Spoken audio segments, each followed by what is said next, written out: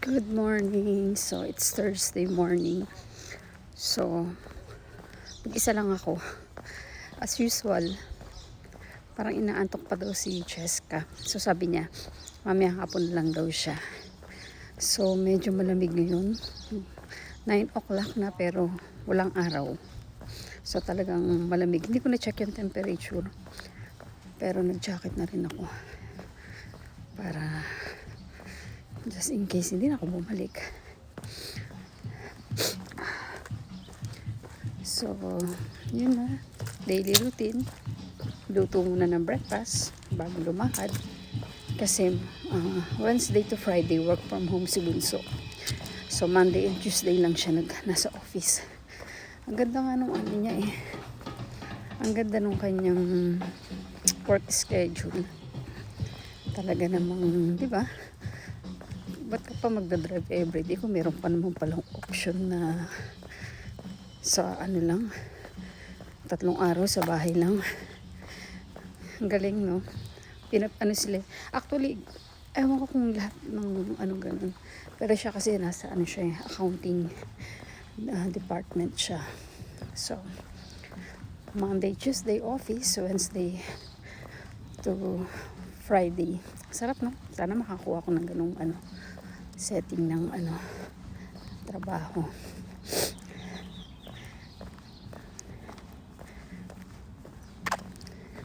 Ang bilis nga niya magka-work eh, kasi parang graduate siya last year ng June.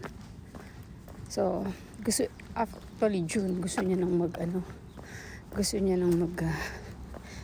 trabaho. Sabi ko, pahinga ka muna. So, July, August, parang August pa lang siya August pa lang siya nag-apply. And then, September natanggap siya. Yan yung first job niya. Sabi ko, anuhin niya muna. Sabi niya, okay naman. Siya nga daw yung, naiirita lang siya kasi siya yung pinaka-bata sa office nila. Pero sabi ko, ganun talaga. Sabi niya, okay naman kasi malapit lang.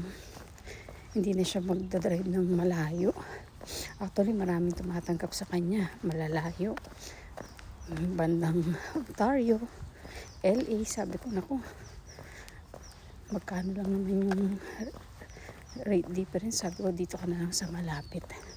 Kuha ka muna na experience.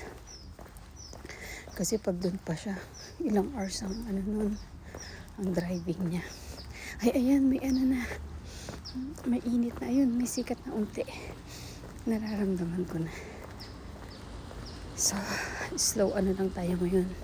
Slow walk lang tayo ngayon. Kahapon naka-ano ako eh. Nag-walk ako ng hapon. Naka 3488 ako. Ang weird nga nung ang weird nga ng numbers. Same lang naman yung place na nililakaran ko. Pero yung step siguro sa distance. Yun pag yung slow walk ka, mas maraming nagagawa mo. Pero pag yung mabilis ka, mas unti lang. So, tahimik sa aming neighborhood. Ako lang naglalakad. So, busy sila. Ayan, pero marami naka-park na sasakyan. Ayan. So, usually kasi umaga yung mga bata nasa school. Tapos yung mga mami minsan bago sila mag-work, hatid muna nila yung anak nila. Tapos mga 3 o'clock kasi labasan ng mga bata 3 o'clock dito. So, sunduin na nila. Marami ako dating co-work na ganyan. Ang pasok nila sa amin is 8 o'clock. So, ang pasok naman sa school is 7 ata. So, hatid muna nila yung mga anak nila. Tapos, mga 2:30 mag-out na yung mga yun. Kasi mga lang naman sila eh. Mga part-time. So, yun ang kagandahan sa part-time. Kumbaga, parang makakapili ka ng ng schedule mo. Flexible ang schedule mo. So, usually ang mga ganong position sa amin, mga cashier, kaya yung nasa stock room, yun, talagang ganun lang ang nila. Magkano na rin yun? Parang ilang oras na rin yun. Parang 8, 9, 10, 11, 12, 1, 2.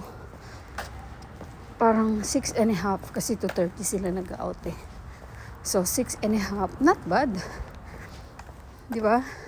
Habang nasa school yung anak mo, ikaw nag-work ng 6 hours. So pwede na. Pwede na. Ang bibilis kumilos ng mga yun, saka ang lalaki nilang tao. Kaya kapag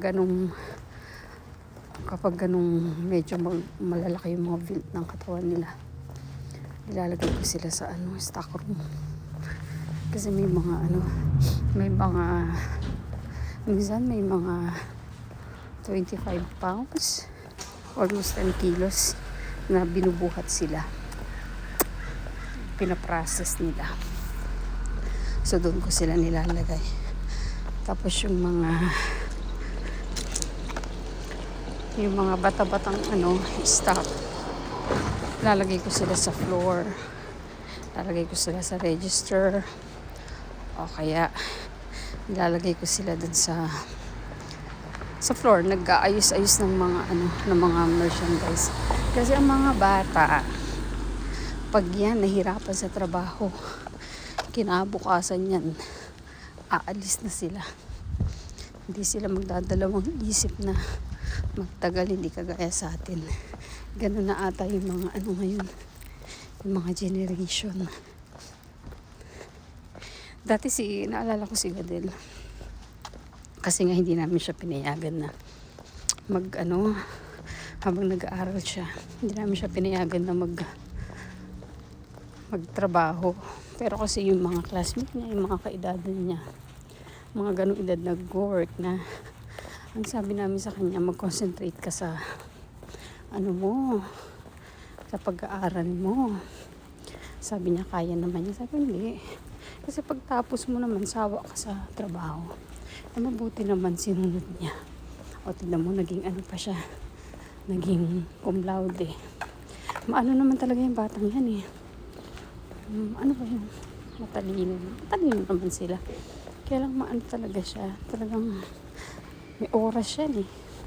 Pagdating sa bahay, bago matulog, gagawin niya lahat ng mga niya. Mga homework niya. Tapos pero naglalaro pa yan partida. Naglalaro pa yan. Pero ang kagandahan naman doon, kahit naman naglalaro siya dati, talagang tinatapos naman niya yung mga niya. Tignan mo naman, nakagraduate on time with honors pa. Kahit nung high school siya, cum laude rin siya eh. Hindi naman namin pinupush. Pero talagang yun eh. Wala eh.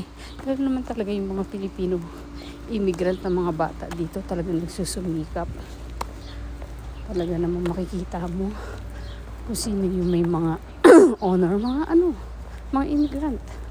Usually mga Pilipino. Sayang nga yung niya.